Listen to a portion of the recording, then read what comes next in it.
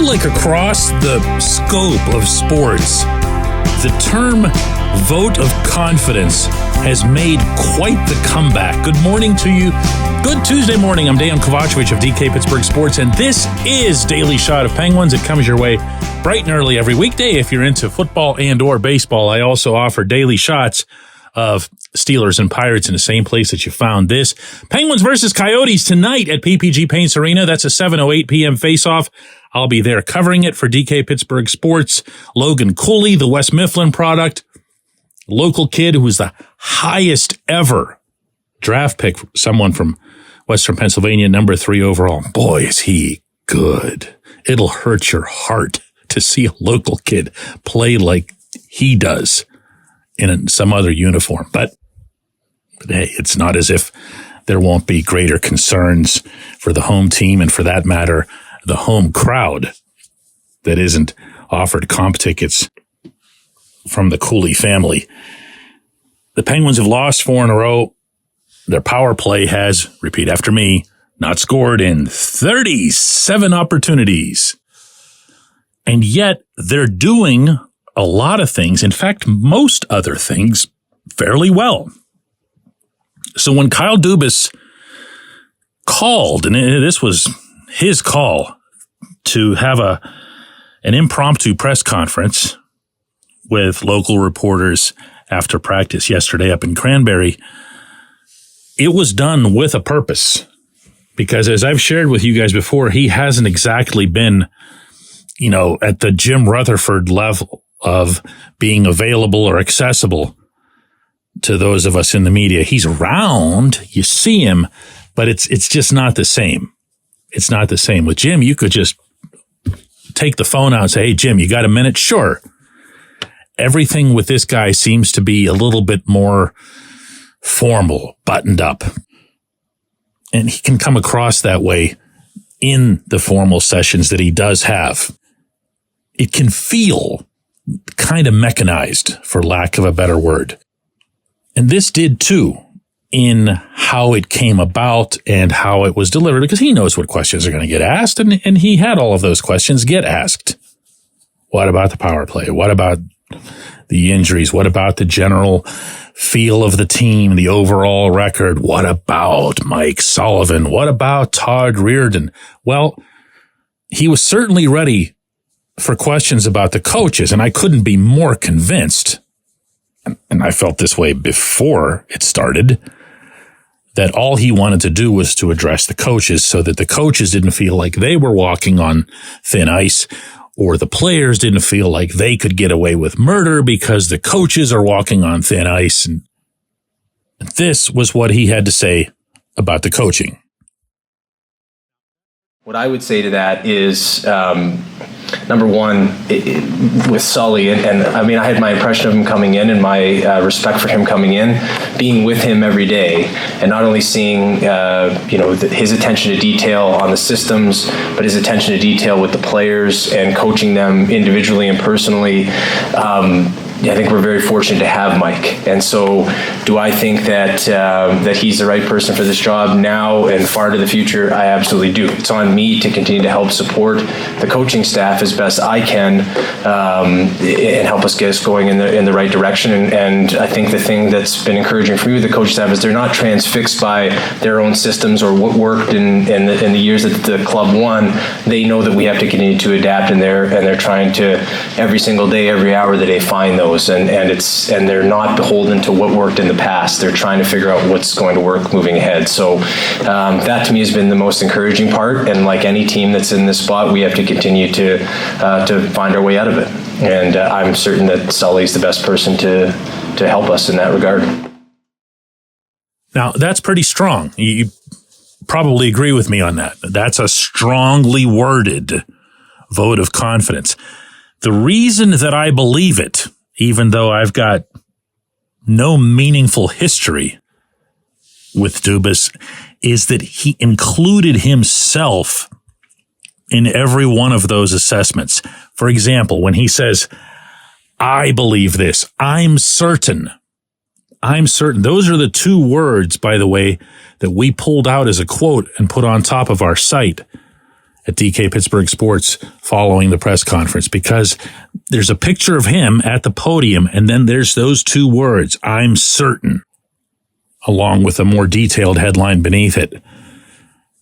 For him to do that tells me that he was just trying to buy the coaches and really everybody else in the process some more time. Is he justified in doing that? I believe so. I know you're probably tired of hearing me state my support for Sullivan. And for those of you who follow more of my coverage than just the hockey, you're probably looking over across the aisle at what I've been saying about the Steelers and Mike Tomlin and some of their coaching and wondering why I don't go at the Penguins anywhere near as hard. I have a simple answer for that. I'm not there at all. I don't believe that this head coach is the reason that this team isn't winning games right now. I could see flaws in the roster. I could see flaws in the chemistry. I could see flaws in some of the leadership. And yeah, you'd better believe I can see flaws in the coaching, but not to the extent that you would wipe out a pretty good, pretty knowledgeable, and extremely hardworking coaching staff because of what amounts to a quarter season of mostly underachieving. But that brings me back to where I began this segment. Do you know that the Penguins rank third in the NHL in goaltending save percentage? And that, of course, puts together not just Tristan Jarry, but also Alex Nedeljkovic, and don't forget Magnus Hellberg and his big win out in Los Angeles earlier this season. All of that together is a .919 save percentage, third in the league. That's to Dubas' credit. That's to the credit of Andy Chiodo and, of course, the coaching staff as a whole.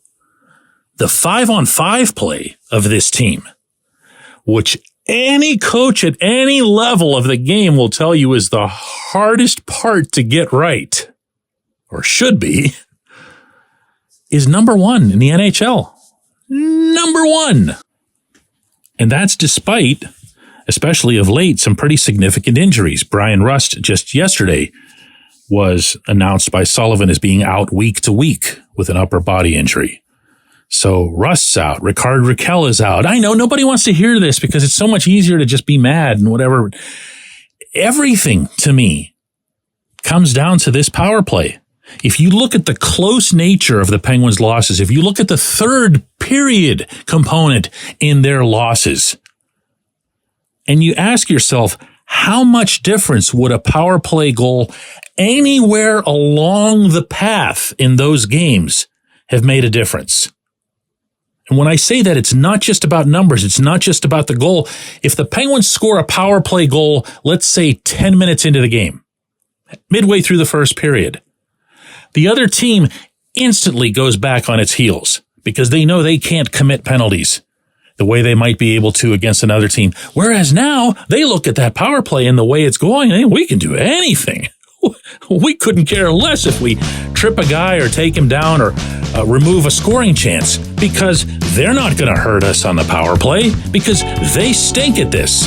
Well, they need to stop stinking at it. They need to not stink at it. When we come back, J1Q.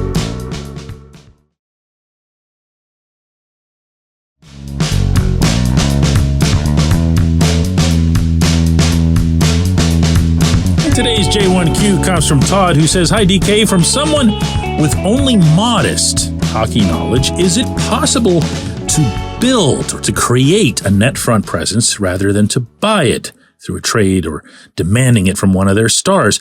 Could you, for example, hire Patrick Hornqvist as a special purpose coach? Decide which non-Hall of Fame forward will be designated as that guy and coach him up to stand in front of the opposing goaltender and make a difference. They've all got some level of stick skills and eye-hand coordination, and they do play in the world's best hockey league, so how about using those skills purposefully by making it someone's actual job?" Todd, everything that you say sounds so logical. You made such a compelling case, almost in a business-like way, Like if you had walked into my boardroom, as if I have a boardroom, and you said everything that was just there, you'd have sold me a zillion different ways. I'd be on the phone with Hornqvist within 5 minutes. And from there, I'd start figuring out which of Radim Zahorna or Drew O'Connor or whoever I was going to subject to this coaching process.